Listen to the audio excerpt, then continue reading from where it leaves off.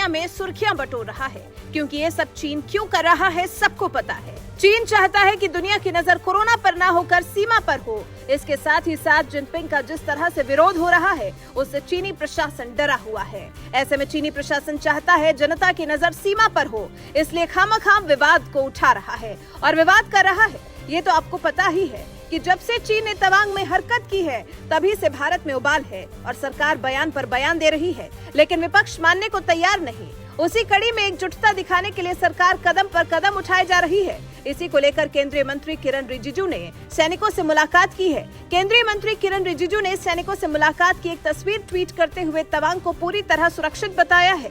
उन्होंने कहा है कि अरुणाचल प्रदेश के तवांग में यांगसे क्षेत्र भारतीय सेना के बहादुर जवानों की पर्याप्त तैनाती के कारण अब तक पूरी तरह सुरक्षित है और किसी तरह की कोई चिंता की बात नहीं है। इसके साथ ही साथ सरकार ने संदेश दिया कि कुछ गलत नहीं हुआ है और अगर गलत होता है तो सेना मुस्तैद है। इसके साथ ही साथ देश को राज्यसभा में राजनाथ सिंह ने बयान देकर कहा कि क्या क्या हुआ है। राजनाथ सिंह ने सदन में क्या कुछ कहा, आइए आपको सुनवाते हैं। अपना बयान आदरणीय उपसभापति महोदय, मैं इस गरिमामयी सदन को अरुणाचल प्रदेश के तवांग सेक्टर में हमारी सीमा पर 9 दिसंबर 2022 को हुई एक घटना के बारे में अवगत कराना चाहूंगा।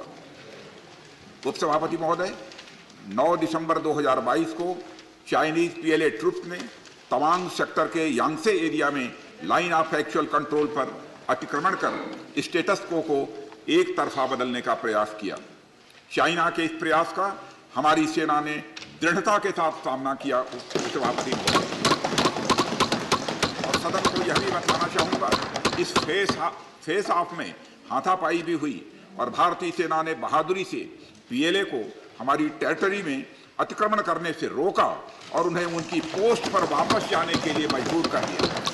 इस झड़प में दोनों ओर के सैनिकों को कुछ चोटें आई हैं।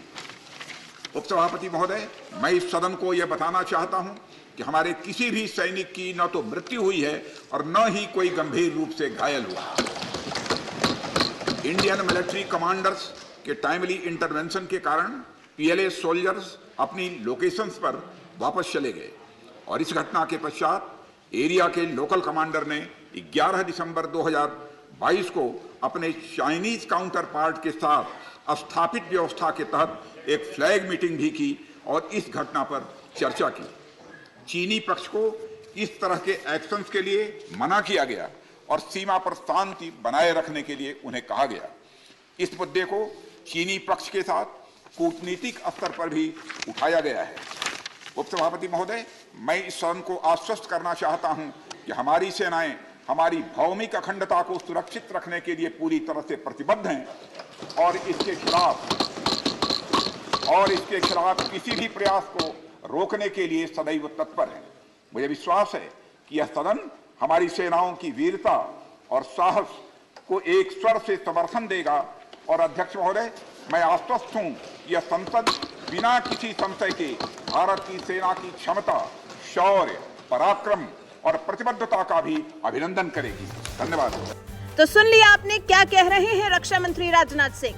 लेकिन विपक्ष का हंगामा करना काम है तो हंगामा कर रहा है, लेकिन सरकार भरसक प्रयास कर रही है कि हर बात जनता को पता हो और ये पता हो कि सरकार भारत की संप्रभुता की जिम्मेदारी से रक्षा कर रही है। उसी कड़ी में रिजिजू का अरुणाचल दौरा भी है। अब देखना होगा कि आगे क्या होता है और चीन क्या करता है। वैसे चीन की हरकतों को देखते हुए तीनों सेना अलर्ट मोड पर है कि कुछ भी हुआ तो मुकाबले के लिए तत्पर तैयार है।